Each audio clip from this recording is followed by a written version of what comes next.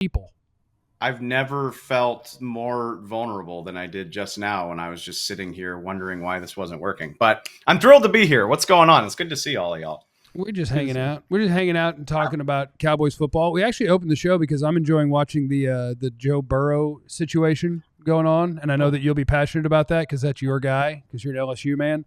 And like the landscape of the NFL and just how absurd and how aggressive the Eagles have been at just like, we don't care about dead money. We don't care about who we have to pay later. We're just going to do everything we can to win right this second.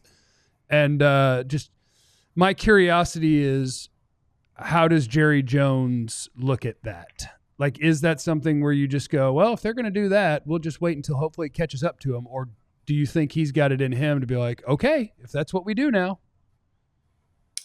I mean, all we can go on is what we've seen, right? And we've got a decade of evidence at this point that suggests that the Cowboys aren't interested in doing that. I mean, I guess you can always turn over a new leaf, right? I mean, the Cowboys have money. Jerry Jones could do that type of stuff if he was hell-bent on doing it. But we don't have any evidence that suggests that they want to. And, you know, I'm not on the beat anymore, so I'm not as dialed in. But the last quote that I saw from Jerry suggested that you should anticipate it's going to be similar this year. You know, I don't remember the exact quote, but last time I heard him weigh in on this, he was like, yeah, it's probably going to be pretty similar. We got the Micah thing to worry about. So I'm not optimistic that the Cowboys are just suddenly going to change the way they do things because the Eagles won this Super Bowl by paying everybody. The Eagles have been doing this for a long time at this point. Like, if the Cowboys were going to follow their lead, they would have started doing it in like 2018, 2019. Did you see the numbers on it? There's a guy that tweeted out the numbers on the teams that have the most money in void years on contracts, and it's Eagles $400 million, Niners $200 million. Like, there's no one close to what those psychos are doing, and I hate it. God bless those front offices for recognizing the chance to win a Super Bowl and doing it, which, hey, it worked out for the Eagles. And if anybody's listening to this at home, like, I'm such a proponent of this. I've been saying it for years. I'm definitely not defending the way that the Cowboys and other conservative teams would prefer it. But how much does it suck to be the 49ers and push those chips in, and now you're sitting here wondering if you missed your real opportunity to make it happen? I mean, there are two sides to the coin.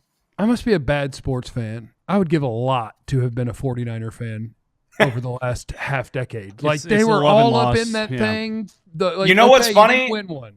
I live out here in California now. I'm surrounded by Niner fans. Even in LA, like, there's Niner fans everywhere. And after they lost that Super Bowl, I just sort of made it. I said it as like an aside. You know, I was talking to one of my Niner fan friends, and I was like, man, I'm sorry. Like, that sucks. Like, I know y'all are good, but it's got to really suck to get so close so many times with nothing to show for it. And he was like, don't feel sorry for me.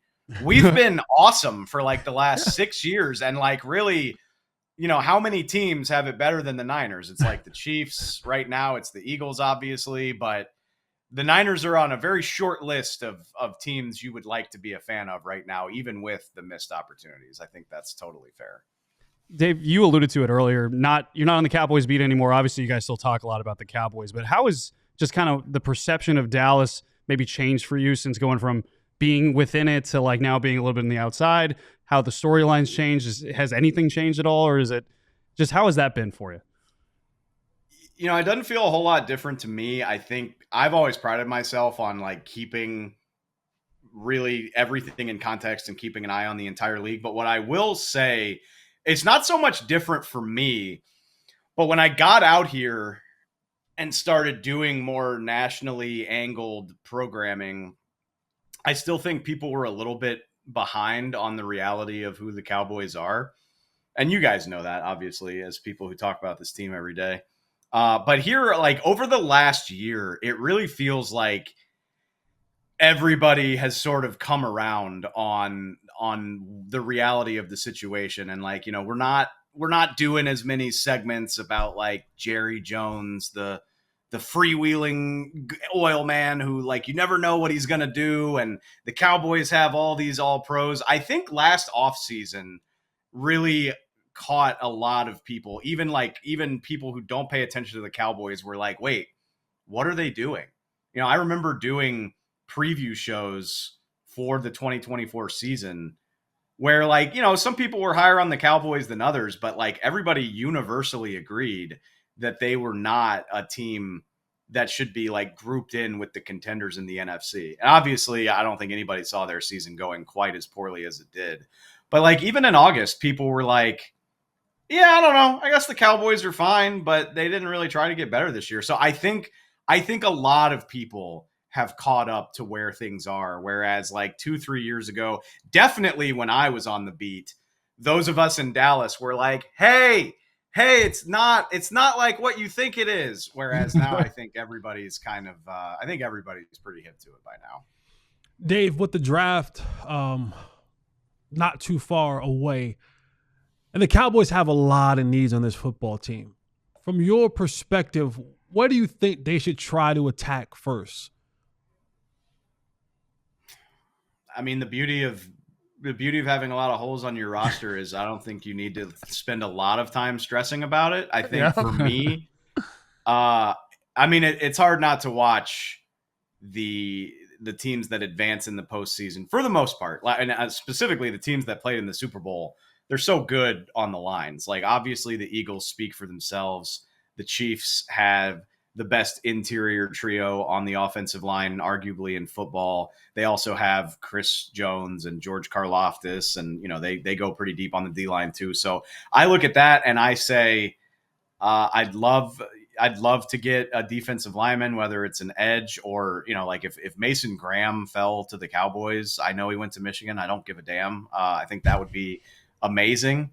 Or if it lines up to where the receiver talent is amazing, if 12 is the sweet spot where the best receiver or the second best receiver is sitting there on the board for you, those are probably the two areas where I would get most excited, D-line, receiver.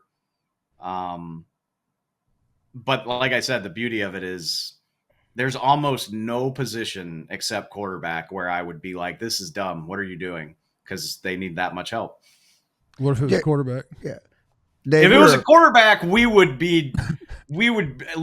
all be doing clicks for the rest of the year. So it would work for us. That would be, sure. That's fine. This is a fan podcast, DLLS Cowboys. I see you got that fight shirt on. Oh yeah. Now, I wore this just for y'all. I see you got that fight shirt on. You and Jason Garrett aligned here with that fight. That's right. Are you a Cowboy fan? Do you root for the Cowboys? It doesn't I've been answering this question for a decade and nobody listens to me when I say it. So it doesn't matter. No, I don't identify as a Cowboy fan. I grew up a Saints fan. But I think all of y'all would relate to this. Even those of you that grew up Cowboy fans, Chill, you were a longtime fan of the team, and Jeff, you too. Jesse, you played for the team. Doing this for a living, I just think it changes the way you look at it. So even if you were a Cowboy fan, I don't think your fandom really stays the same once you do it for a paycheck. But me, I'm just a fan of football, and obviously I worked for the Cowboys for 10 years. I got a lot of great relationships in that building. There's a lot of people that I want to see succeed, whether that's Will McClay, whether that's my friends in the scouting department, whether that's Dak Prescott. The older I get, there are a lot fewer guys that are still there from the time that I was really living it.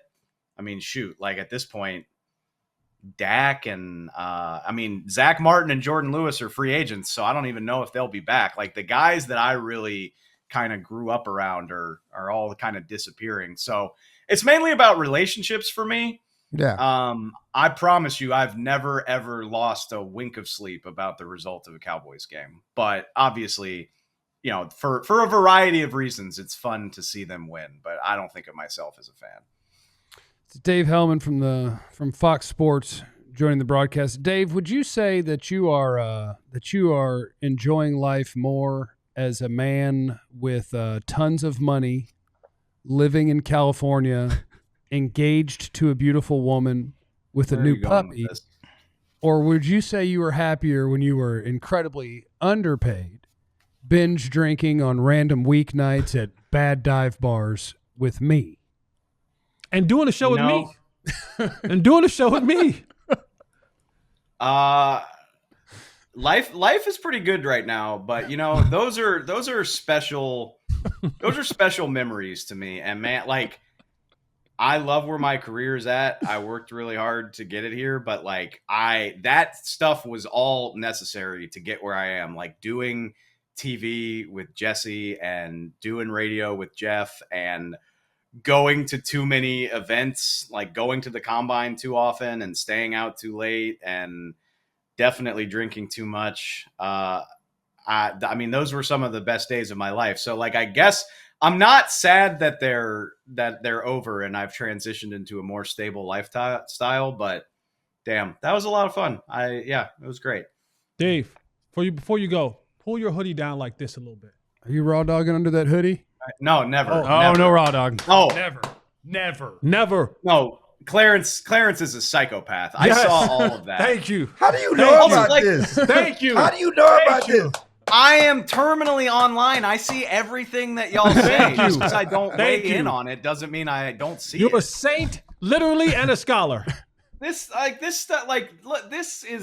is not comfortable up against your Why do you your have skin, two like, long on your sleeve shirts chest. on? No, You're no, not- he's showing you the fabric from the Well, inside. that's just my pale ass arm. That's just my pale white guy arm. Okay. It's not comfortable to wear this like fuzzy stuff on your torso. You need a shirt underneath. That's true. But you if do it's a you, dry fit Clarence. one, it could feel okay, but that's weird. That's too. where I think it's okay. And the it's dry still fit. like that all-city one, but I've I think worn this. I've raw dogged something Really? like this. Yes. Because that might chafe your nips. If I'm running, sure. Anyway, that's Dave Helman. He's our friend, and he's the best in the business, and we appreciate it. Thanks, Dave. Y'all are wild, man. I miss you all very much. I love you. Keep killing it.